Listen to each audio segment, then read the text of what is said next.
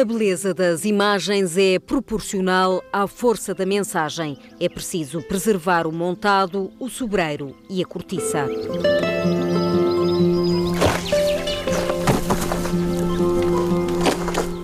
Because we're passionately interested in wildlife, and indeed we became sort of passionately concerned about the future of this particular rural way of life as well, because there aren't many places like this left in Europe.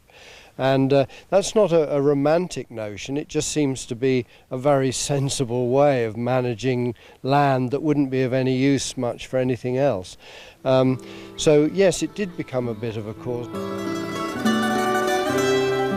No Reino Unido, as reações da crítica e do público foram extremamente positivas. We had a remarkably big audience for a natural world.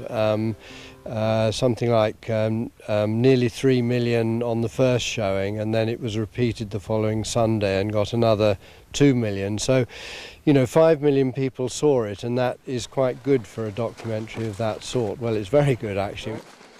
Estes dois homens já fizeram documentários sobre leões em África ou ursos polares no Ártico. Entre 2007 e 2008 estiveram em Portugal. Voltaram agora para buscar algum equipamento que ficou para trás.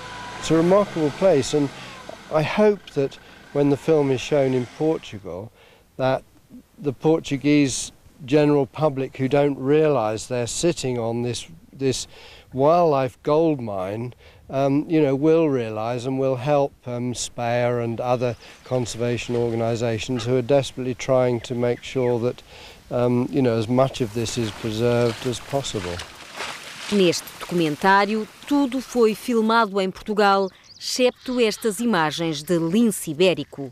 The lynx actually were taken over the border in Spain, although we had some information from local scientists that there was a movement of lynx across the border.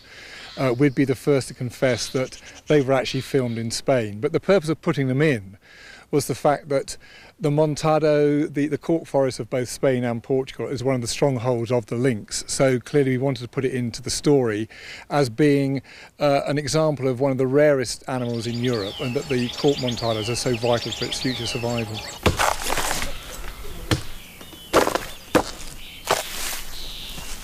Mas num filme sobre vida selvagem, a imagem mais marcante é, afinal, de uma atividade humana. Without that industry surviving in that traditional way, then the wildlife is in real trouble. And so I think, for me that was the key thing to show, that here was a place that was bursting with wildlife, rich in biodiversity, but reliant on a particular type of farming, a particular production of a natural product.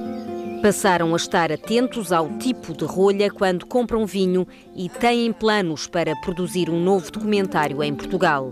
Para estes homens das séries de natureza da BBC, nesta imensa paisagem ainda há muita vida para desvendar.